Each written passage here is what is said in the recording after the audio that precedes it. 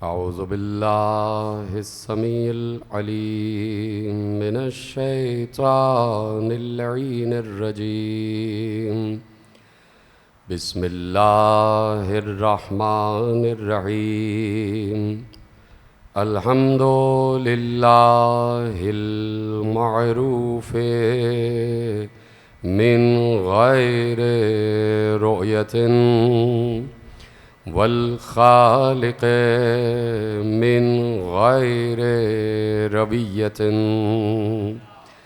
अल्लज़ी lump यज़ल क़ाइमन दाइमन is ला समाउन ज़ातु अबराजिन वला लैलुन दाजिन वला बहरुन साजिन वला अर्ज़ुन ज़ातु मिहादिन वला खल्क़ुन ज़ू इत्माद वस्सलातु वस्सलाम वत्तहिय्यतु वल इकराम अला नबिय्यिर रहमति व खाज़िनिल मग़फ़िरति व क़ाइदिल खैरि वल बरकति व मुन्क़िज़िल इबादि मिनल हलकति सय्यदना व मौलाना अबिल क़ासिम मुहम्मद। अल्लाहुम्मा सल्लि अला मुहम्मदिन व आलि मुहम्मद व अहले बैतिहि तय्यबीन अत्ताहिरीन अल मासूमीन अल मज़लूमीन अल मुंतखबीन अल मुंतजबीन अल्लज़ीना अज़हबल्लाहु अन्हुमुर रिज्सा व तहरहुम तत्हीरा।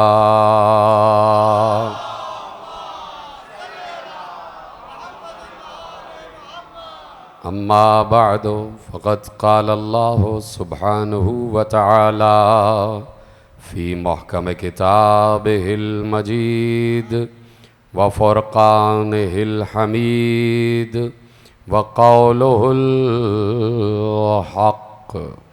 बिस्मिल्लाहिर रहमानिर रहीम। तबारकल्लज़ी बियदिहिल मुल्क व हुवा अला कुल्लि शैइन क़दीर। सलवात पढ़े मोहम्मद व आले।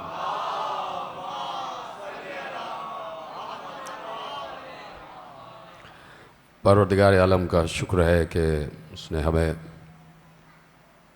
अपने उन बंदों से मनसूस और मंसूब फरमाया हुआ है कि जिन बंदों की मारिफत के बग़ैर वो किसी की भी समझ में नहीं आता, और यही बंदे और यही बंदगान खुदा कि जिनकी मारिफत को उसने हर बशर पर वाजिब करार दिया। वजह सिर्फ यही है कि उसने तकाज़ा किया है कि उसे पहचाना जाए। कुरान से हटकर कभी भी कोई बात न हमने मानी है और ना मानेंगे, इसलिए कि मकसद तख्लीक़ इंसानी अल्लाह ने इंसानों को जो खल्क़ किया है उसने बताया है कि हमने इंसानों को इबादत के लिए खल्क़ किया, और यहाँ इबादत से मुराद मारिफत है। तो वो चाहता है कि उसे पहचाना जाए।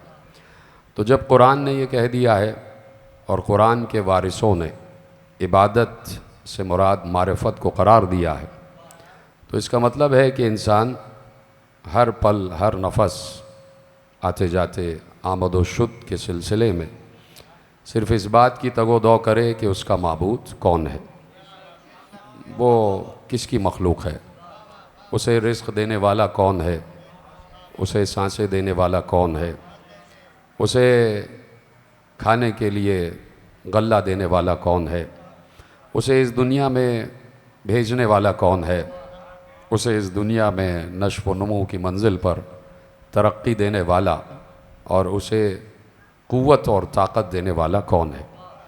तो ये वो मामलात हैं कि जिसके लिए अल्लाह ने हमें और आपको इस दुनिया में भेजा है।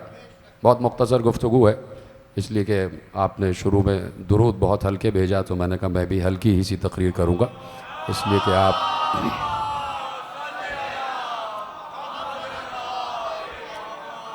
क्योंकि इन 20 दिनों में 10 दिनों में आप ख़ामोश मजलिसों में बैठने की आदत हो गई है आपको, तो वो आदत मैं आपकी तोड़ना नहीं चाह रहा, उसी तरह बैठिएगा। और आपको मुबारक हो वो मजलिसें कि जिसमें ज़िक्र अली नहीं होता। आप कराची वालों की किस्मत में ये लिख दिया गया है और मुझे नज़र आ रहा है सब। आपका मुक़द्दर बना दिया गया है कराची का, और वो आपको मुबारक हो। उसी तरह सुनिएगा जैसे आप सुनते, और मैं भी वैसे ही पढ़ूँगा जैसे पढ़ी जा रही है, तो वैसे ही सुनिएगा, इसलिए कि मुक़द्दर आपका हो चुका है, बना दिया गया है। तो मैं भी बस वही बातें करता हूँ कुछ फ़लसफ़ियाना, और फिर आपसे पूछता हूँ कि इस मिंबर पे फ़लसफ़ा मैं सही पढ़ रहा हूँ या कोई और पढ़ के गया।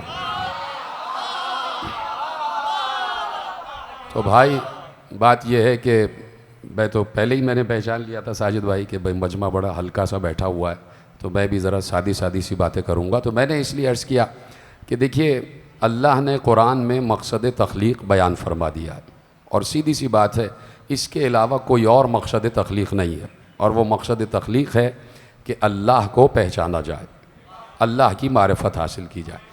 अब अल्लाह की मारिफत हासिल की जाए तो भाई ये कुरान है, कुरान के टक्कर पर हम किसी मुफक्किर की फ़िक्र को, किसी फ़लसफ़ी के फ़लसफ़े को, किसी नज़रियाती के नज़रिए को मानने को तैयार नहीं, इसलिए कि कुरान ने अटल बात कह दी। और कुरान की टक्कर पर तो कोई नबी भी नहीं आया, कुरान के मुकाबले पर पैगंबर ने भी कोई अपनी हदीस ऐसी इरशाद नहीं फरमाई कि जो कुरान से टकरा रही हो। कुरान ने कह दिया कि हमने तुम्हें इबादत के लिए खल्क़ किया। अब देखिए मैं पूछना चाहता हूँ कि जब एक बहुत बड़ा डिसाइसिव स्टेटमेंट अल्लाह ने दे दिया कि हमने तुम्हें इबादत के लिए खल्क़ किया, ये अल्लाह का कलाम है, और बड़ी सादी सी बात है, अरबी का लफ्ज़ है ले याबुदून, अरबी का लफ्ज़ है, और ये लफ्ज़ इबादत से निकला है। याबुदून, आब्द, इबादा, ये सारी चीज़ें एक ही कबील की हैं। तो लियाबुदून से मुराद क्या है? इबादत के लिए। अच्छा ये किसका कलाम है? अल्लाह का। अल्लाह से बड़ा कोई है? नहीं, उससे बड़ा कोई नहीं, सबसे बड़ा अल्लाह। और उस अल्लाह ने जिस ज़बान का इंतखाब किया होगा वो ज़बान कितनी बड़ी होगी। यानी वो चाहता तो भाई उस दौर में पहले अंग्रेज़ी ज़बान को राइज करता। देखिए जब से पूरी कायनात खल्क़ हुई है, जब हज़रत आदम आए हैं, तो एक ज़बान का सफ़र है कि जो चल रहा है। तो वो हज़रत आदम सूरियानी ज़बान में गुफ्तगू करते थे, उसके बाद इब्रानी ज़बान, और फिर जनाब नूह तक जो पूरा मामला आया तो वो 80 अफराद जो नूह की कश्ती में सवार थे, तो वो आके कोहे जूदी पे कश्ती रुक गई, और रुकने के बाद पानी बैठा। बहुत दिन लग गए, पानी को जज्ब होने में बहुत दिन लगे, इसलिए कि ज़मीन से भी पानी उबल रहा था, आसमान से भी पानी आ रहा था, तो पूरी दुनिया पानी पानी हो गई थी। और यही अल्लामा इकबाल ने कहा कि पानी पानी कर गई मुझको कलंदर की ये बात, कि तू अगर मेरा नहीं बनता न बन, अपना तो बन। तो पूरी दुनिया पानी पानी हो गई थी, और एक कश्ती थी जो पानी पर खड़ी हुई थी, और वो कश्ती पानी पर खड़े होकर किसी के इशारे की मुंतज़िर थी। अब देखना यह है कि किसके इशारे की मुंतज़िर थी। सीधी सी बात है, इसमें ना कोई फ़लसफ़ा चाहिए, इसमें ना कोई मंतिक़ चाहिए, कुछ भी नहीं। इसमें तो सीधा सीधा सा एक तारीख़ का गोशा है, एक तारीख़ का मंज़र है, उस मंज़र से आपको चीज़ें अक्स करना है कि भाई एक कश्ती है कि जो एक बुलंदी पर ठहरी हुई है, और वो किसी के इशारे की मुंतज़िर है। तो अब देखना यह है कि किसके इशारे की मुंतज़िर है। तो उससे पहले ये देखना होगा कि वो बुलंदी जिस बुलंदी पर कश्ती रुकी हुई है, वो बुलंदी, उस बुलंदी का नाम क्या था। तो कुरान ने उसे कोहे जूदी के नाम से याद किया कि कोहे जूदी पर वो कश्ती ठहर गई, रुक गई, और वहीं पर वो रुकी हुई है, हिचकोले खा रही है, उसमें 80 अफराद सवार हैं। दुनिया के सारे जानवरों का एक एक जोड़ा जनाब नूह ने रख लिया और उन जोड़ों के 90 घर बना दिए। उन 90 घरों में जोड़े रह रहे थे और इंसान भी रह रहे हैं उसमें। 3-4 मंजिला कश्ती थी और बहुत बड़ी कश्ती थी। अब वो कश्ती रुकी हुई है कहाँ? कोहे जूदी पर। अब पूछा जाए कोहे जूदी क्या है, तो कोहे जूदी को समझने के लिए यकीनन किसी ऐसे से पूछना पड़ेगा कि जो कुरान की कोहे जूदी की तफसीर को तावील से निकाल कर तारीख़ के मंज़र में अयां कर दे। तो अब जब पूछा गया तो मासूम ने कहा कोहे जूदी नजफ़ ही में है, और नजफ़ में आके उस कश्ती को करार मिला। तो कोहे जूदी नजफ़ का नाम है, और नजफ़ में आपको पता है कौन रहता है। तो मैंने इसीलिए कहा कि कश्ती वहाँ ठहर कर किसी के इशारे की मुंतज़िर है। तो जहाँ पर ठहरी है इशारा उसी का हुआ। जब इशारा हुआ तो पानी जज्ब हुआ, और पानी जब जज्ब हुआ तो उस पूरे इलाके का नाम नजफ़ पड़ गया, जो कि पहले जूदी कहलाता था। तो इसलिए तारीख़ ने बताया। और अबू हनीफ़ा अद-दैनूरी एक बहुत बड़ा मुफ़क्किर गुज़रा है, मुहक्किक गुज़रा है, मुअर्रिख़ गुज़रा है। उसने एक किताब लिखी है अल-अख़बारुत-तिवाल। उसमें उसने ये जुमला लिखा है कि वो जो इलाका था कि जिसे कोहे जूदी का इलाका कहते थे, वहाँ पर पानी रुका हुआ था और पानी पूरी दुनिया में था। तो आहिस्ता आहिस्ता पानी ज़मीन में जज्ब हुआ। तो पानी को सुरयानी ज़बान में नए कहते हैं, और पानी के जज्ब हो जाने को जफ़ कहते हैं। तो वो नए जफ़ से नजफ़ हो गया का वहीं पर जो है वो नूह की कश्ती को, अरे आप बोल कैसे रहे भाई, आपको बोलना कैसे आ गया? वहीं पर नूह की कश्ती को करार आ गया, वहीं पर नूह की कश्ती ठहर गई। तो अब देखिए कि कुरान ने अल्फाज तो इस्तेमाल किए हैं, तो वहीं पर जनाब नूह उतरे, और उतरने के बाद 80 अफराद फैल गए और बातें करने लगे, और इन्हीं में इनकी नस्ल आगे बढ़ी। जहाँ जानवरों के जोड़े थे वहाँ इंसानों के भी जोड़े थे, तो इन्हीं में नस्ल आगे बढ़ने लगी, आगे बढ़ने लगी। ये स्पीकर बंद हो गया है शायद, सही करो आवाज़। उसी में नस्लें आगे बढ़ने लगी और बहुत बड़ी आबादी हो गई। आबादी बढ़ती गई, बढ़ती गई। 80 से 800 हो गए, 800 से 8000 हो गए, 8000 से 80,000 हो गए लोग, और एक ही ज़बान में बात करने लगे। अब ये अल-अख़बारुत-तिवाल अबू हनीफ़ा अद-दैनूरी की किताब, और मैं आपके हवाले कर रहा हूँ जुमले। बहुत बड़े आलिम अहले सुन्नत हैं, और आपको तो अहले सुन्नत के हवालों से इश्क हो गया कराची वालों को, तो मैं अहले सुन्नत का ही हवाला आपको दे रहा हूँ। तो भाई बात यह है कि बहुत बड़े आलिम अहले सुन्नत ने जुमला लिखा कि भाई 80,000 आदमी हो गए, और सब उस इलाके में फैलते चले गए, फैलते चले गए। सब एक ज़बान होके बात कर रहे थे, एक ही ज़बान में बात कर रहे हैं, सुरयानी में बात कर रहे हैं, सुरयानी में बात कर रहे हैं। अब अल्लाह ये चाहता था कि भाई तहजीब इंसानी इस इलाके से बाहर तो निकले, लोग बाहर निकले, ज़रा निकलो, सीरू फिल अर्ज़, हमारी दुनिया में सैर करो, देखो इधर उधर क्या हो रहा है। अब ये एक आलिम अहले सुन्नत लिख रहा, तो हम कैसे उनकी बात ठुकराएं? भाई हमारे बड़े भाई हैं। तो भाई उन्होंने लिखा कि एक बार जैसे ही ये हज़ारों अफराद सुबह को उठे, तो इनमें कुछ ग्रोह बने हुए थे, तो ये आपस में एक दूसरे से बातें कर रहे हैं, तो समझ ही में नहीं आ रहा, कोई एक दूसरे की ज़बान ही नहीं समझ रहा, कोई एक दूसरे की ज़बान ही नहीं समझ रहा। तो जो एक दूसरे की ज़बान समझते जा रहे थे वो एक तरफ होते जा रहे थे। तो अल्लाह ने यकायक इनकी ज़बानों को मुख्तलिफ कर दिया, और फिर जो एक ज़बान होके बोल रहे थे उन्होंने एक इलाका आबाद किया, फिर किसी और ने दूसरा इलाका आबाद किया, फिर किसी और ने तीसरा इलाका आबाद किया। ये सब एक आलिम अहले सुन्नत लिख रहा, हवाला दे दिया मैंने, मेरे ऊपर ना आ जाइएगा जो मैं बात करने जा रहा हूँ। उन्होंने कहा भाई जिस इलाके को आबाद किया तो वो आबाद करने वाले के नाम पर ही इलाका करार पा गया। कहा कि नूह के एक पोते का नाम हिंद था, तो जब वो हिंद इधर आया तो इस इलाके का नाम हिंद हो गया। कहा कि नूह की एक पोती का नाम जापान था, जब वो गुरो जापान की तरफ आया तो उस इलाके का नाम जापान हो गया। कहा नूह के एक पड़पोते का नाम सिंध था, जब वो पूरा गिरोह इधर आया तो इस इलाके का नाम सिंध हो गया। नूह के एक सगड़ पोते का नाम अमेरिका था, तो जब वो लोग वहाँ गए तो उसका नाम अमेरिका हो गया। मुझ पर तो बात नहीं आएगी ना, आलिम अहले सुन्नत लिख रहा, तवज्जो फरमा रहे हैं आप। तो कहा भाई जहाँ जहाँ जो लोग जाते रहे उस इलाके का नाम उन्हीं के नामों से होता रहा, आबाद होता रहा। तो अब इस तरह ज़बानों का सफ़र आगे बढ़ा, ठीक है। तो अल्लाह ने इन तमाम ज़बानों को तख्लीक किया, आलिम अहले सुन्नत की नज़र में। तो ये सारी ज़बानें तख्लीक करने वाला अल्लाह था। तो अल्लाह चाहता तो जापानी ज़बान में कुरान उतार देता, अमरीकी ज़बान में कुरान उतार देता, हिंदी ज़बान में उतार देता, सिंधी ज़बान में उतार देता, इंडोनेशिया भी उसकी एक पोती का नाम था जनाब नूह की, उस ज़बान में उतार देता। ये उनके अल्फाज है। तो भाई कितनी ज़बानें, रोम में जो एक पोते का नाम रोम था तो रोमी ज़बान में, कि जो रोमी ज़बान आज जो है वो अंग्रेज़ी ज़बान कहलाती है, उसमें उतार देता।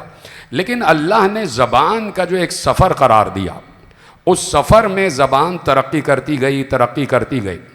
तो जिस ज़बान को अल्लाह ने इस काबिल जाना कि उसका मफ़हूम वो ज़बान सही अदा कर सकती है, तो उस ज़बान का अल्लाह ने इंतखाब कर लिया और उस ज़बान को अल्लाह ने अपने कुरान के लिए मुंतखब किया। तो अब कहने का मतलब ये है कि जिस ज़बान का इंतखाब अल्लाह कर रहा है तो वो सबसे बेहतरीन ज़बान होगी या नहीं? भाई आप इससे इत्तेफाक तो करेंगे कि अल्लाह ने कह दिया कि इन्ना जअलनाहु कुरआनन अरबिय्यन लअल्लकुम ताक़िलून। सूरह यूसुफ में कहा कि हमने कुरान को अरबी ज़बान में करार दिया ताकि तुम अक्ल से काम लो, ताकि तुम समझ सको। तो अब ताकि तुम समझ लो से मुराद सिर्फ अरबियों ही से थोड़ी खिताब है, पूरी दुनिया से खिताब है। इसलिए कि कुरान सिर्फ अहले अरब के लिए नहीं, पूरी आलम इंसानियत के लिए उतरा है। तो भाई अल्लाह ने कहा लअल्लकुम ताक़िलून, ताकि तुम समझ सको। तो अब देखने की बात यह है कि अल्लाह जिस ज़बान का इंतखाब कर रहा, वो ज़बान कितनी मुंतखब होगी और कितनी बड़ी ज़बान होगी कि जिस ज़बान का इंतखाब वो कर रहा है जो खुद सबसे बड़ा है। पहले तो इसको समझें आप कि अल्लाह ने इन तमाम ज़बानों में एक ज़बान का इंतखाब किया और उस ज़बान में अल्लाह ने कुरान उतार दिया। जब कुरान उतार दिया तो हर लफ्ज़ जो कुरान में रखा हुआ है उसको रखा हुआ नहीं कहेंगे, उसको कहेंगे कि जड़ा हुआ है। हर लफ्ज़ जो कुरान में रखा हुआ है वो जड़ा हुआ लफ्ज़ है और वही लफ्ज़ वहाँ होना चाहिए था। ऐसा तो नहीं है कि कह सके कि नहीं भाई अल्लाह ने ये लफ्ज़ क्यों रख दिया, इसके बजाय ये इस्तेमाल कर देता। तो आप तो खामोश बैठने की आदत है, आप खामोश बैठे रहिए कि भाई अल्लाह अगर ये लफ्ज़ ना इस्तेमाल करता तो अच्छी बात थी, ये लफ्ज़ इस्तेमाल ना करता तो अच्छी बात थी। तवज्जो फरमा रहे हैं आप? तो किसी में ये जुर्रत नहीं हुई, इसलिए कि अल्लाह की ज़बान है, अल्लाह ज़बान इख्तियार कर रहा ना भाई। तो जो अपना मफ़हूम बयान करने के लिए ज़बान का इंतखाब करता वो समझता है कि ज़बान के किस लफ्ज़ को कहाँ रखना चाहिए।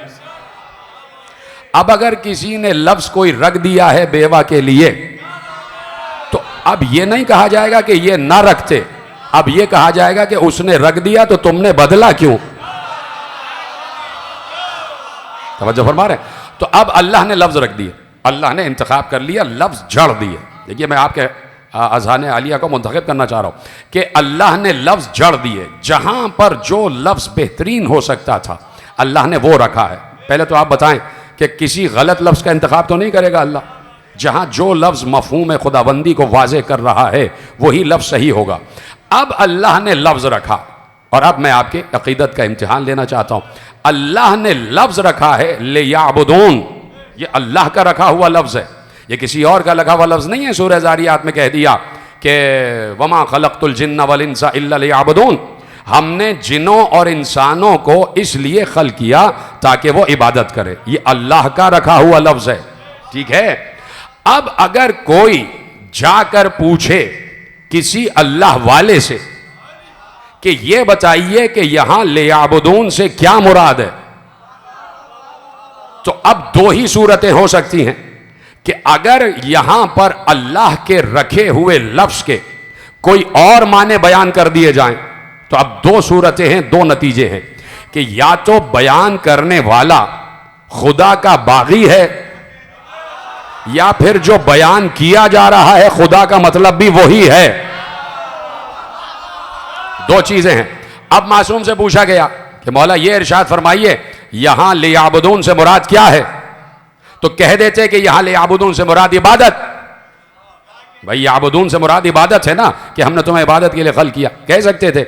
लेकिन चूंकि लफ्ज के पीछे एक बातिन छुपा हुआ है और यह बात भी सिवाय मासूम के किसी ने नहीं बताई कि अब्दुल्ला इब्ने अब्बास साथ बैठे हुए हैं और अली कह रहे हैं इब्ने अब्बास सिर्फ कुरान पढ़ा ना करो, बल्कि कुरान को समझ कर पढ़ा करो, कुरान की तफसीर के साथ पढ़ा करो। इसलिए कि अली ने कहा, इसलिए कि कुरान के एक एक लफ्ज के पीछे 70,000 माने छुपे हुए हैं। एक एक लफ्ज के पीछे 70,000 माने छुपे हुए हैं। इब्ने अब्बास ने परेशान होकर पूछा, हैरत ज़दा होकर पूछा कि मौला, एक लफ्ज के पीछे 70,000 माने? कहा तुम एक लफ्ज की बात कर रहे, एक एक हर्फ के पीछे 70,000 माने छुपे हुए हैं, एक एक हर्फ के पीछे। तो अब जब बात हो गई लफ्ज की और हर्फ की, तो देखिए अभी मैं एक जगह तकरीर में अर्ज कर रहा था कि कुरान में कितने हरूफ हैं, उनकी तादाद 23 लाख से भी ज्यादा है जो इस्तेमाल हुए हैं। और ये तमाम तहकीकात जो हैं जर्मन स्कॉलर्स ने की हैं, यानी कुरान है मुसलमानों का और तहकीक कर रहे हैं गरबी जो हैं वो तहकीक कर रहे हैं। भाई जो गर्ब में रह रहा है वो गरबी ही तो होगा, जो मगरिब में रह रहा है वो गरबी तो होगा। तो भाई वो गरबी जो हैं वो तहकीक कर रहे हैं, कुरान है शर्की और तहकीक कर रहे हैं गरबी। तो अब उन्होंने मगरिबियों ने तहकीक की और पूरे कुरान का मुशाहिदा करके बताया कि भाई इसमें इतने हरूफ हैं, इतने लाख हरूफ हैं, इसमें इतने हज़ार जुमले हैं, इसमें इतने लाख आराब हैं, और ये लफ्ज़ इतनी बार रिपीट हुआ है, ये हर्फ इतनी बार रिपीट हुआ। ये सारी तहकीक उन्होंने की। ठीक है, तो अब वो जो एक ज़बान का सफ़र मैं आपसे अर्ज़ कर रहा था, तो उसमें अमीरुल मोमिनीन ने कहा कि भाई एक एक हर्फ के 70 हज़ार माने।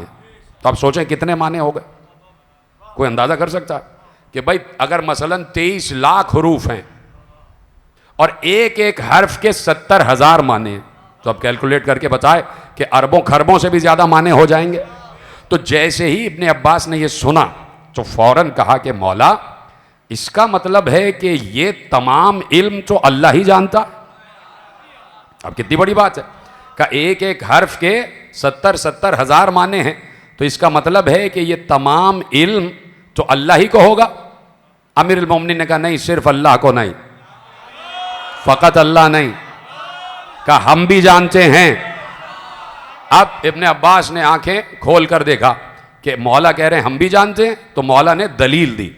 का दलील है कुरान की, और कुरान कह रहा है सुम्मा औरसनल किताब अल्लज़ीना इस्तफ़ैना मिन इबादिना, हमने अपनी किताब का वारिस अपने मुस्तफ़ा बंदों को बनाया। तो अली ने कहा यह कैसे हो सकता है कि वारिस ये ही ना जानता हो कि विरसे में मिला क्या है, वारिस यही ना जानता हो कि विरसे में क्या मिला है। तो इस तरह जो भी कुरान में है वो जानता है वारिस। तो इसलिए अमीरुल मोमिनीन के वारिस से पूछा गया, कहा ये ले याबुदून से क्या मुराद है? तो मौला ने इरशाद फरमाया ले याबुदून से मुराद है ले यारुफून, यानी अल्लाह कह रहा है कि तुम हमें पहचानो, यानी इबादत से मुराद है मारिफत। अब देखना यह है कि लफ्ज रख रहा है अल्लाह और माने बता रहा है वारिस। तो अब किसी में इतनी जुर्रत नहीं होनी चाहिए कि कहीं पर भी वो लफ्ज के माने को बदल सकने की हैसियत रखता हो या अथॉरिटी रखता हो। तो अथॉरिटी भी वही रखेगा कि जिसे अल्लाह ने ऑथोराइज किया या जो अल्लाह के मफहूम को जानता हो। तो अब कह दिया कि हमने तुम्हें खल किया है अपनी इबादत के लिए, तो अब इबादत से मुराद है मारिफत। तो इसका मतलब है कि उठते बैठते, चलते फिरते, सोते जागते, खाते पीते, तुम ये पहचानो कि अल्लाह कौन है। भाई अल्लाह अल्लाह का जिक्र हो रहा है पूरे आलम इस्लाम में, पूरे आलम इस्लाम में उलूहियत की बात हो रही है। तो हम भी उलूहियत की बात कर रहे हैं कि भाई हमें इस बात से इत्तेफाक है कि सिर्फ और सिर्फ अल्लाह की बात करो, और हम भी 1400 बरस से सिर्फ अल्लाह ही को जानते हैं, उसके अलावा हम किसी को नहीं पहचानते। भाई एक मैं बड़ा डिसाइसिव स्टेटमेंट दे रहा हूं कि हम सिर्फ अल्लाह को पहचानते हैं और किसी को नहीं, और हम सिर्फ अल्लाह की मानते हैं और किसी की नहीं। हम अल्लाह के सामने किसी को नहीं मानते, बस फर्क यह है कि हम सिर्फ नाम अल्लाह लेते नहीं, हम अल्लाह का हर कहा हुआ मानते। उसने हमसे कहा नमाज पढ़ो, हम नमाज पढ़ रहे हैं, हम अल्लाह की मान रहे हैं। उसने हमसे कहा रोज़ा रखो, हम रोज़ा रख रहे हैं, अल्लाह की मान रहे हैं। उसने हमसे कहा हज करो, हम हज कर रहे हैं, अल्लाह की मान रहे हैं। उसने हमसे कहा कि ज़कात दो, हम ज़कात दे रहे हैं, अल्लाह की मान रहे हैं। उसने हमसे कहा कि जिहाद करो, हम जिहाद कर रहे हैं, अल्लाह की मान रहे हैं। हमने हुज्जत नहीं की, हमने अल्लाह से हुज्जत नहीं की, इसलिए कि हमें पता है कि अगर हमने हुज्जत की तो हम शैतान की सफ में आ जाएंगे, इसलिए कि शैतान ने हुज्जत की थी। तो अब अल्लाह जो जो कहता जा रहा है हम मानते जा रहे हैं। अल्लाह ने कहा नमाज, हमने नमाज पढ़ी। अल्लाह ने कहा रोज़ा, हमने रोज़ा रखा। हमने कहा, अल्लाह ने कहा हज, हमने हज किया। अल्लाह ने कहा ज़कात, हमने ज़कात दी। अल्लाह ने कहा जिहाद, हमने जिहाद किया। अब मसला ये है कि आप भी वो सारे हुक्म मान रहे हैं जो हमने माने, कोई फर्क नहीं है। लेकिन जहां बात आई हज्जतुल विदा के बाद एक और हुक्म की कि उसी अल्लाह ने जिस अल्लाह ने नमाज से जिहाद तक हुक्म दिए थे, उसी अल्लाह ने हमसे कहा कि विलायत को भी मानो। तो अब आप बताइए, अल्लाह की माने या मुल्ला की माने? किसकी माने? नारे हैदरी। अल्लाह की माने या मुल्ला की माने? किसकी माने? हम तो सिर्फ अल्लाह की मानते हैं। अल्लाह कह रहा है कि नमाज से जिहाद तक सब हमने माना। अल्लाह ने कहा रुक जाओ और अभी घरों को नहीं जाना, पहले नमाज से हज तक सब कबूल करवाने का जरिया भी लेते जाओ। और उस वक्त तक नमाज कबूल नहीं जब तक रोजे का हुक्म न मान लो, उस वक्त तक रोजा कबूल नहीं जब तक ज़कात का हुक्म न मान लो, उस वक्त तक ज़कात कबूल नहीं जब तक जिहाद का हुक्म न मान लो, उस वक्त तक जिहाद कबूल नहीं जब तक हज का हुक्म न मान लो, और उस वक्त तक हज कबूल नहीं जब तक मन कुन तो मौला ना मान लो। नारे हैदरी। तो ये सारा सिलसिला कबूलियत आमाल का है।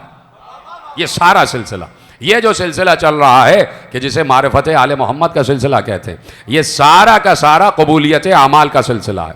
और सिर्फ एक बात कि जिस पे मुसलसल जिक्र आले मोहम्मद पर हम डटे हुए हैं, उसकी सिर्फ एक वजह है, उसके अलावा कोई वजह नहीं, और कोई बता भी नहीं सकता उसकी वजह, कि 1400 बरस से जो मुसलसल मिंबर पर जिक्र अली हो रहा है, तो अली किसी सियासी पार्टी का नाम नहीं है कि हम उसके मिंबर हैं और वो हमें पैसे दे रहा हो।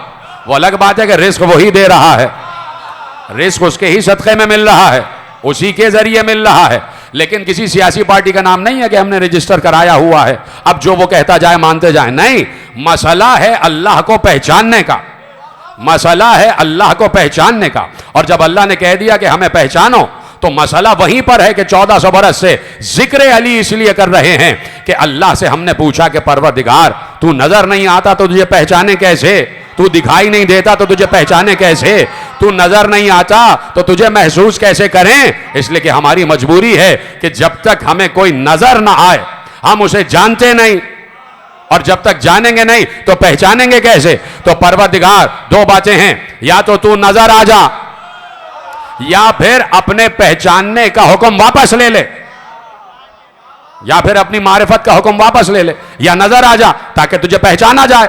तो 1400 बरस से अल्लाह यही जवाब दे रहा है, और अल्लाह वालों को भी जवाब जा रहा है और मौला वालों को भी जवाब जा रहा है। और जवाब यही है कि तुम्हारा सवाल तो बाद में है, हम पहले जानते थे कि तुम ये सवाल करोगे कि अल्लाह नजर नहीं आता तो हम उसे पहचाने कैसे।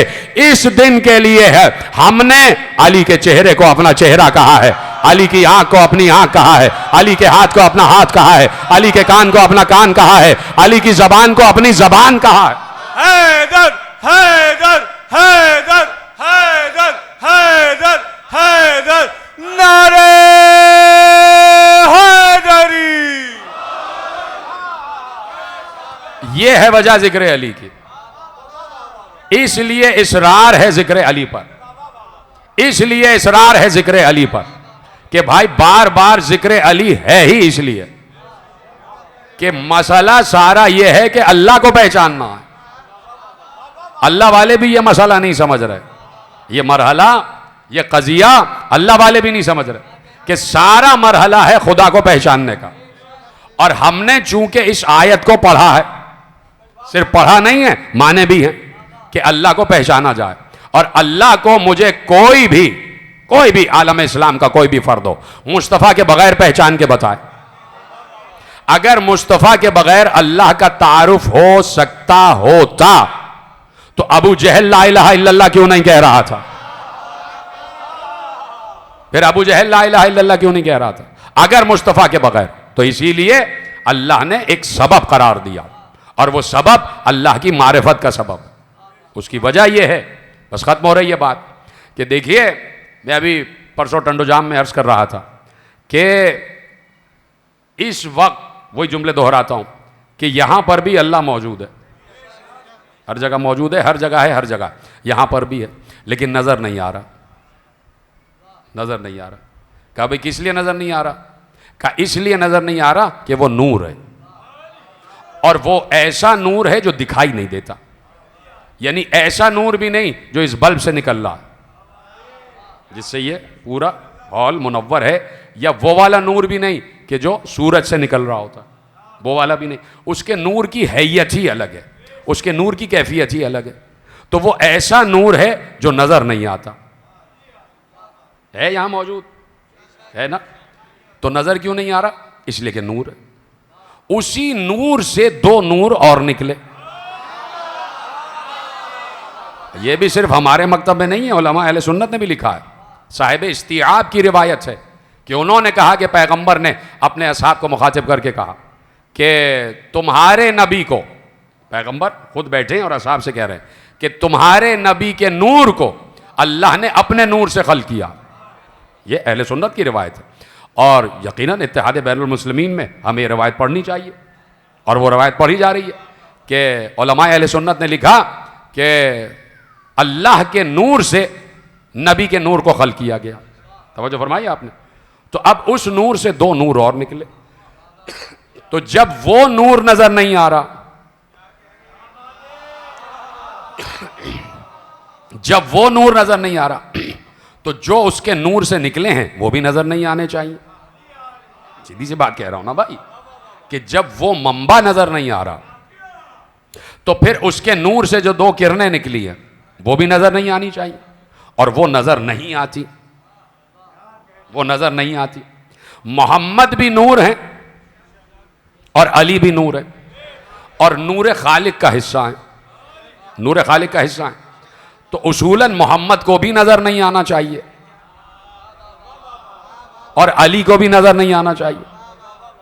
तो अगर मोहम्मद और अली को उसी नूरी हकीकी कैफियत में भेज देता तो ना मोहम्मद नजर आते ना अली नजर आते। इसलिए मोहम्मद और अली को बशरी लिबास पहनाकर भेजा। हैं असल में नूर, लेकिन लिबास बशर में आए। क्यों आए? ताकि हम और आप देख सकें। अगर लिबास बशर में ना आते तो हम उन्हें देख भी ना पाते, है कि नहीं?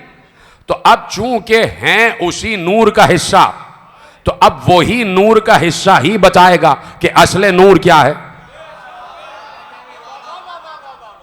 वही नूर का हिस्सा बताएगा कि असले नूर क्या है। तो इसलिए अल्लाह ने दोनों को, मोहम्मद और अली को, लिबास बशर में भेज दिया।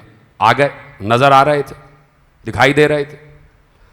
63 बरस मोहम्मद को देखा गया और 63 बरस अली को भी देखा गया, और 63 बरस में 23 बरस मुस्तफ़ा ने पूरा दीन पहुंचाया। नमाज पढ़ के बताई, सब देख रहे थे ऐसे नमाज पढ़ी जाती। रोज़ा रख के बताया कि भाई इस वक्त रोज़ा खोला जाता। जिहाद करके बताया, ऐसे जिहाद किया जाता। अगर अपनी असली नूरी कैफियत में आ जाते तो नजर ही ना आते, तो किसी को कैसे पता चलता कि नमाज कैसे पढ़ी जाती। ठीक है, तो लिबास बशर में भेजा ताकि तुम्हारे लिए काबिल इत्तिबा हो सके, ताकि तुम्हारे लिए काबिल इताअत हो सके, ताकि तुम्हारे लिए काबिल तकलीद हो सके। अब मुस्तफ़ा 63 बरस नजर आए। आ गए, बात खत्म हो रही है, बिल्कुल आखिरी जुमला तकरीर का फजाइल के एतबार से। 63 बरस मुस्तफ़ा नजर आए। ठीक है, अच्छा मुस्तफ़ा क्या 12 रबीउल अव्वल से ही थे? 12 रबीउल अव्वल से थे। उस वक्त होते 12 रबीउल अव्वल सन 1 आमुल फील से, कि जब मुस्तफ़ा ने यह न कहा होता कि कुन तो नबीयन व आदम बैनल माए व तीन, मैं उस वक्त भी नबी था जब तुम्हारा बाप बना भी नहीं था, जब अबुल बशर बना भी नहीं था, मैं उस वक्त भी नबी था। तो आदम के दौर में भी नबी था? पहले बताइए भाई, हदीस तो मुत्तफ़िक़ अलैह है ना। मैं वो हदीस पढ़ ही नहीं रहा जो उलमाए अहले सुन्नत ने ना लिखी हो, इसलिए कि इत्तेहाद बैनुल मुस्लिमीन का मामला। तो भाई उलमाए अहले सुन्नत ने लिखा कि नबी उस वक्त भी था कि जब आदम बनाया जा रहा था। तो अब इसका मतलब है कि आदम के दौर में भी मुस्तफ़ा थे, है, नूह के दौर में भी मुस्तफ़ा थे, है, इब्राहीम के दौर में भी थे, मूसा के दौर में भी थे, ईसा के दौर में भी थे कि नहीं? आदम से लेके ईसा तक 1,23,999 अंबिया के दौर में मुस्तफ़ा थे। किसको नजर आए? हाय हाय हाय, 1,23,999 अंबिया के अदवार में मुस्तफ़ा थे, नजर ही नहीं आ रहे थे, किसी को नजर ही नहीं आए। तो नजर क्यों नहीं आ रहे थे? हाय हाय, इतनी आसान बात कर दी, फिर भी आप वहीं बैठे। भाई 1,23,999 अंबिया के दौर में मुस्तफ़ा थे, नजर क्यों नहीं आ रहे थे? सबका एक ही जवाब होगा, इसलिए कि नूरी कैफियत में थे। यानी जब मुस्तफ़ा असली नूरी कैफियत में हो तो नजर नहीं आता, और जब लिबास बशर पहन के आ जाए तो नजर आ जाता है। अब मुस्तफ़ा को मुर्दा कहने वालों, तुम्हें यह बात समझ में नहीं आ रही कि मुस्तफ़ा आज भी जिंदा है। जिंदा होने की दलील यह है कि जब लिबास बशर नहीं पहना था नजर नहीं आ रहा था। 12 रबीउल अव्वल जो यौम वफात है, उस दिन लिबास बशर उतार दिया, अली ने लिबास बशर को कब्र में रख दिया, मुस्तफ़ा फिर नूरी कैफियत में आ गए, फिर नजर नहीं आ रहे। नारे हैदरी। अब समझ में आई बात? आप ये जो मुस्तफ़ा को मुर्दा कहते हैं कि भाई मुस्तफ़ा तो मुर्दा हो गए, अली भी मुर्दा हो गए, और हम कहते हैं मोहम्मद और अली जिंदा हैं, तो वो कहते हैं सबूत लाइए। अगर मोहम्मद जिंदा हैं तो ये मस्जिद नबवी में कब्र किसकी है? अगर अली जिंदा हैं तो नजफ में कब्र किसकी है? तो हम यही तो कह रहे हैं कि कब्र में जसदे नूर रखा गया है। वो जो लिबास बशर पहना था वो अली के जरिए से कब्र में रख दिया गया, इसलिए सिर्फ अली ही थे दफनाने में कि नूर को नूर ही दफनाएगा। हैदर हैदर हैदर हैदर हैदर हैदर, नारे हैदरी।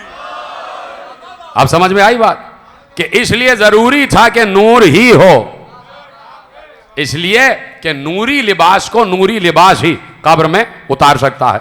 तो अब अली यो मुस्तफ़ा, उनका जसद नूरी कब्र में, ठीक है, और जो उनकी असली हकीकी कैफियत है वो उसमें आज भी मौजूद है, आज भी मौजूद है। मुस्तफ़ा ने कहा कि कुन तो नबीयन व आदम बैनल माए व तीन, मैं उस वक्त भी नबी था जब आदम आबोगिल के दरमियान थे। यहां तक है हदीस, और आपने सुनी है और सब सुन रहे हैं, बचपन से हमने सुना हुआ है। लेकिन अली ने अजीब बात की। अब क्यों ना अली को मुतहय्यरुल उकूल शख्सियत माना जाए, कैसे ना अली हैरान कर दे, बल्कि उसको अली कहते ही नहीं जो हैरान ना करे। जिससे अक्लें हैरान ना हो जाएं वो अली ही नहीं, उकूल हैरान हो जाती हैं, शऊर हैरान हो जाता है, फिक्र हैरान हो जाती है, तदब्बुर हैरान हो जाता है कि ये अली क्या बात कर रहे हैं। मुस्तफ़ा ने तो ये कहा कि कुन तो नबीयन व आदम बैनल माए व तीन, मैं उस वक्त भी नबी था कि जब आदम आबोगिल के दरमियान थे। लेकिन अली जब मिंबर कूफा पर, मिंबर सलूनी पर बैठे तो अली ने अजीब बात की। अली ने कहा नसरतुल अंबिया सिर्रन व नसरतु मुहम्मदन जहरा, मैंने आदम से लेके ईसा तक हर नबी की मदद की छुप कर और मुस्तफ़ा की मदद की जाहिर होकर। अली ने तो अजीब बात की। अली का वो जुमला भी मशहूर है कि बार बार अली कहते थे कि कुन तो वसीयन व आदम बैनल माए व तीन, मैं उस वक्त भी वसीय नबी था जब आदम आबोगिल के दरमियान थे। ये बात है अली की अपनी जगह, लेकिन अली का हैरान कौन जुमला, अली का हैरान कौन जुमला। अच्छा, नबी ने यह जुमला नहीं कहा कि मैंने हर नबी की मदद की छुप कर। देखिए इसकी भी वजह बयान कर रहा हूं। ख़त्म हो रही है बात, बस गुफ्तगू आखिरी मरहले में दाखिल हो गई कि नबी ने ये जुमला नहीं कहा कि मैंने हर नबी की मदद की छुप कर। वजह क्या है? इसलिए कि नबी खुद भी नबी है। पता नहीं कोई समझ रहा है कोई नहीं समझ रहा। भाई नबी तो खुद नबी है ना, और अली कह रहे हैं मैंने हर नबी की मदद की है। अल्लाह अकबर, मैंने हर नबी की मदद की है। तो भाई जो अंबिया की मदद करे, जो अंबिया का नासिर व नसीर हो, जो अंबिया का नुसरत करने वाला हो, तो जरूरी है कि उसने हर नबी का दौर देखा भी हो, हर नबी का दौर देखा हो। तो आदम से लेके ईसा तक हर दौर देखा हुआ अली, और हर दौर देखा हुआ नबी। ठीक है, हर दौर देखा हुआ अली और हर दौर देखा हुआ नबी। तो अल्लाह ने कहा कि जब से कायनात बनी है तब से अल्लाह भी है ना यकीनन, और अल्लाह देख रहा है पूरी कायनात को जब से अल्लाह ने बनाया। और बात ख़त्म हो रही है। अभी मैंने अर्ज़ किया कि अल्लाह का नूर है, उससे दो नूर सादिर हुए। बात पहुंच गई। तो देखिए मेरी अपनी रखी हुई मिसाल है कि ये दो हाथ हैं, इन दोनों हाथों में रगें हैं जिनमें खून दौड़ रहा है। लेटेस्ट साइंस ये कहती है कि हर इंसान का एक ब्लड ग्रुप होता है और पूरे जिस्म का वो एक ही ब्लड ग्रुप होता है। तो ये नहीं हो सकता कि इस हाथ में जो खून दौड़ रहा है उसका ब्लड ग्रुप ए पॉजिटिव हो और इस हाथ में जो खून दौड़ रहा है उसका ओ नेगेटिव हो। बात कह चुका मैं भाई, यानी पूरे वजूद में जो खून दौड़ रहा है उसका एक ही सिफत होगी, एक ही ब्लड ग्रुप होगा, सिफत एक ही होगी। तो अब ये कैसे हो सकता है कि एक नूर है अल्लाह का, उसमें कायनात की तमाम सिफतें हैं, उस नूर से दो नूर निकल रहे हैं, तो जो सिफत वहां है वो सिफत यहां पर भी है। जैसे वो अजल से देख रहा है, जैसे वो अजल से देख रहा है, वैसे ये दो भी अजल से देख रहे हैं। ये दो इसलिए अजल से नहीं देख रहे कि ये नबी हैं। समझाता हूं बात। ये दो इसलिए अजल से नहीं देख रहे कि ये नबी हैं, ये इसलिए अजल से देख रहे हैं कि ये दोनों वली हैं। और अजल से मुशाहिदे कायनात ये सिफत विलायत है। क्यों? इसलिए कि अल्लाह भी वली है। तो जो अल्लाह की विलायत की सिफत वही मोहम्मद और अली की विलायत की सिफत। तो इसलिए जहां ये तीनों यकजा हो जाएं तो समझ लो विलायत का जो तसलीस का दायरा है वो मुकम्मल हो जाता, विलायत की तसलीस का दायरा मुकम्मल हो जाता। तो अब अल्लाह है वली, और आखिरी जुमला दे रहा हूं फजाइल का, मोहम्मद है वली और अली है वली। ठीक है? अच्छा, मोहम्मद नबी भी हैं, अली नबी नहीं है। मोहम्मद नबी हैं, अली नबी नहीं है। अली वली है, अली इमाम भी है। अच्छा, अल्लाह भी नबी नहीं है।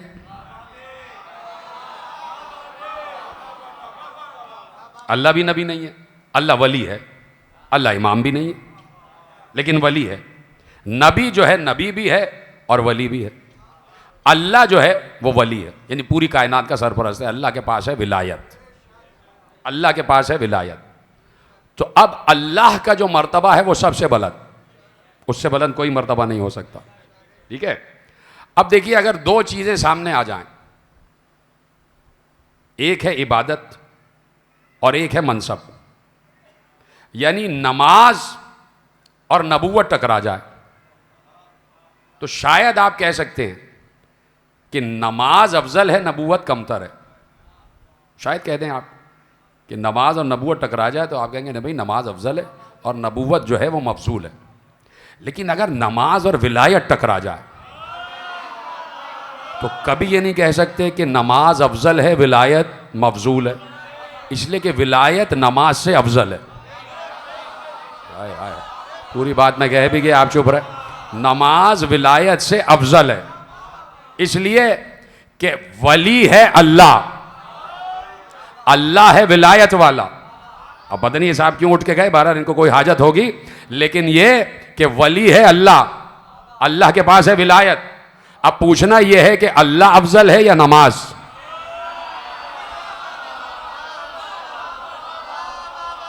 पूछना यह है कि अल्लाह अफजल है या नमाज? तो जो ओहदा अल्लाह के पास है वो ओहदा बड़ा है, वो ओहदा अफजल है। इसलिए ऑथराइज किया मोहम्मद और अली को। खत्म हो रही है बात और नतीजा आपके हवाले कर रहा हूं। इसलिए सिर्फ ऑथराइज किया मोहम्मद और अली को कि तुम हाकिम शरअ हो, तुम जिस चीज को चाहोगे हलाल तो वो हलाल होगी, तुम जिसे हराम कह दोगे वो हराम होगी। इसलिए कि मोहम्मद भी वली है और अली भी वली है। ऑथराइज कर दिया हाकिम शरअ, तो इख्तियार सिर्फ वली के पास है, चाहे मोहम्मद वली हो चाहे अली वली हो। और अल्लाह है वली, अल्लाह ने इख्तियार दिया मोहम्मद को, मोहम्मद का इख्तियार अली के पास आ गया।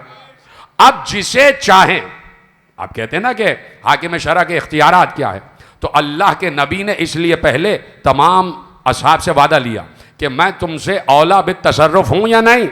सब ने कहा आप औला हैं, हमसे ज्यादा आपको हम पर हक है, हमसे ज्यादा आपको हम पर हक है। कहा ठीक है, जब मैं औला हूं तो मैं मौला हूं, यानी तुम्हारे नफूस से भी तुमसे ज्यादा तसर्रुफ रखता हूं।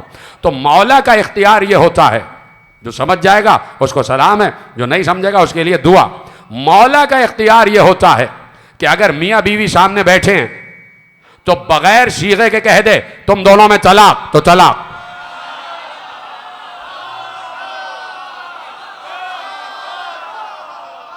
तो यह है लफ्ज विलायत और इसको कहते हैं इख्तियार विलायत। इसलिए हम बात करते हैं कि भाई उनकी गुफ्तगू की जाए कि जिनको देखकर अल्लाह पहचाना गया। कौन मान रहा होता ला इलाहा इल्लल्लाह? ये तसव्वुर में नहीं आएगा। लेकिन सन 61 हिजरी के बाद से अगर हुसैन का सजदा ना होता, अगर करबला ना होती, तो आप यकीन माने ला इलाहा इल्लल्लाह भी बदल चुका होता, न मालूम कितने खुदा इंसान बना चुका होता। ये तो हुसैन ने उलूहियत को भी बचाया, हुसैन ने रिसालत को भी बचाया, हुसैन ने नबूवत को भी बचाया। लेकिन कोई हुसैन से पूछे कि हुसैन ने लुटाया क्या क्या है, हुसैन ने अल्लाह की राह में लुटाया क्या क्या है, क्या कुछ देना पड़ा हुसैन को। लेकिन किसी मरहले फ़िक्र पर भी हुसैन ने सब्र का दामन हाथ से नहीं छोड़ा। यानी हद ये है कि जो अली असगर के लाशे पर कह रहा हो परवरदिगार तू मेरा इम्तिहान ले रहा है, मैं दे रहा हूँ, परवरदिगार मैं सिबाते कदम में मेरे लग़्ज़िश नहीं आएगी। हुसैन किसी भी मरहले पर सब्र की कैफियत से हटे नहीं, बार बार कहते थे अल्हम्दुलिल्लाह। रावी कहता है कि मैंने देखा कि जैसे ही हुसैन कोई लाशा लाते थे तो मक्तल में दो जानू होके बैठ जाते थे और लाश को उठाते थे, और उठाने के बाद कहते थे अल्लाहुम्मा तक़ब्बल मिन्ना हाज़ल क़ुरबान, परवरदिगार हमारी तरफ से ये कुर्बानी कबूल फरमा। तो देखिए 72 कुर्बानियों को हुसैन ने अल्लाह की बारगाह में पेश किया। तो खुद हुसैन भी तो था ना, तो हुसैन को कौन पेश कर रहा था अल्लाह की बारगाह में? हुसैन का जसद अक़दस सर बुरीदा लाशा मक्तल में पड़ा हुआ है, तो अब हुसैन को कौन पेश करे? तो एक बार फौज यजीद का सिपाही कहता है कि एक बार मैंने असर के बाद एक बीबी को देखा जो खैमागाह से बरामद हुई, जिसकी चादर जमीन पर खत देती हुई जा रही थी। वो एक बार नशेब में उतरती गई, वो वैसे ही दो जानू होके बैठी जैसे हुसैन मक्तल में बैठे थे। उसने अपने भाई का सर बुरीदा लाशा उठाया और उठाने के बाद आसमान की तरफ रुख करके कहा परवरदिगार ये मेरी मां की तरफ से तेरी बारगाह में कुर्बानी है। ये फातिमा जहरा की कुर्बानी ज़ैनब ने पेश किया, और एक बार वही ज़ैनब शाम गरीबा में खैमे जल रहे हैं, सर से रिदा छिन गई है, और आज है 26 मुहर्रम। तुम याद रखना आज है 26 मुहर्रम। कितने दिन हो गए हुसैन का गला कटे हुए? कितने दिन हो गए? 16 दिन हो गए हुसैन की गर्दन कटे हुए। 16 दिन से हुसैन का सर नोके सिना पर है, 16 दिन से अली अकबर का सर नोके सिना पर है, 16 दिन से अली असगर का सर नोके सिना पर है। तो आज तुम 16 मुहर्रम को, यहाँ पर 26 मुहर्रम को इस छत के नीचे बैठे हुए हो, पंखा चल रहा है, फर्श पर बैठे हुए हो, बड़ा आरामदेह फर्श है, अभी यहाँ से उठोगे घर चले जाओगे, खाना खा के सो जाओगे। लेकिन ये 1446 हिजरी का 26 मुहर्रम है, मैं कहना चाहता हूं कि ज़रा सन 61 हिजरी के 26 मुहर्रम से पूछना कि ऐ सन 61 हिजरी के 26 मुहर्रम ये तो बता कि रात के इस पहर आले मोहम्मद का काफिला कहां से गुजर रहा था। 26 मुहर्रम 61 हिजरी को हुसैन का काफिला, ज़ैनब का लुटा हुआ काफिला कहां से गुजर रहा था। ना मालूम 16 दिन में सकीना को कितने तमाचे लग चुके होंगे, ना मालूम इन 16 दिन में ज़ैनुल आबिदीन को कितने ताजियाने लग चुके होंगे। इसीलिए मेरे वक्त के इमाम ने कहा कि सलाम हो उन रुखसारों पर कि जिनका रंग हर शहर में बदलता रहा, जिनका रंग हर शहर में तब्दील होता रहा। वो सकीना कि जो हर बीबी का सुकून रही है। हुसैन का सुकून तो है लेकिन हर बीबी सकीना से मोहब्बत करती है। क्या गुजरी है सकीना पर, बस एक रवायत सुन लेना और तुम्हारे लिए दुआ। एक बार 11 मुहर्रम आई, जैसे ही 11 मुहर्रम आई काफिला जा रहा है, सबको बेकजावा ऊंटों पर सवार कर दिया गया।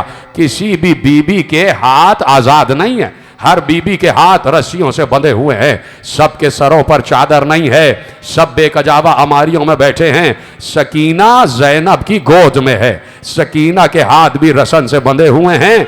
ऐसे में शिमर ने देखा कि जो है वो सकीना को देख रहा है। उम्मे रबाब भी सकीना से मोहब्बत करती हैं, उम्मे लैला भी, ज़ैनब भी सकीना का ख्याल रख रही हैं और ज़ैनुल आबिदीन भी बार बार सकीना को देखते हैं। सब समझ गए ये बच्ची, इस बच्ची से सब बड़ी मोहब्बत करते हैं। कहा अच्छा इन पर जुल्म को और बढ़ाया जाए। सकीना का रोना इस तरह रोका गया, बच्ची बार बार रो रही थी और बच्ची बार बार चुप नहीं होती थी। जब बाबा का सर देखती थी बच्ची रोने लग जाती थी। कहा बच्ची को कैसे चुप कराया जाए। एक बार एक अलग नाका मंगवाया गया, एक अलग ऊंट मंगवाया गया। सकीना को ज़ैनब की गोद से छीना गया, बच्ची को ज़ैनब की गोद से छीना गया और छीनने के बाद ऊंट की बरहना पुष्ट पर बांधा गया। तो अब सकीना का सीना था और ऊंट का कोहान था और इस तरह बच्ची को चारों तरफ से रस्सियों से ऊंट के बांध दिया गया और अब काफिले को चलाया नहीं गया। आखिरी जुमला तकरीर का, काफिले को दौड़ाया गया। ऊंट दौड़ रहे थे और कलेजा फट रहा था। रावी कहता है ऊंट दौड़ रहा था, बच्ची की आवाज आ रही थी, भैया सज्जाद मेरा सीना छिल रहा है। अरे शिमर से कहो अब मैं नहीं रहूंगी, मुझे वापस बुला लो, मुझे सकीना, मुझे ज़ैनब के पास। अला लानतुल्लाहि अलल कौमिज़ ज़ालिमीन फसयअलमुल्लज़ीना ज़लमू अय्य मुनक़लिबिन यनक़लिबून। मातम हुसैन।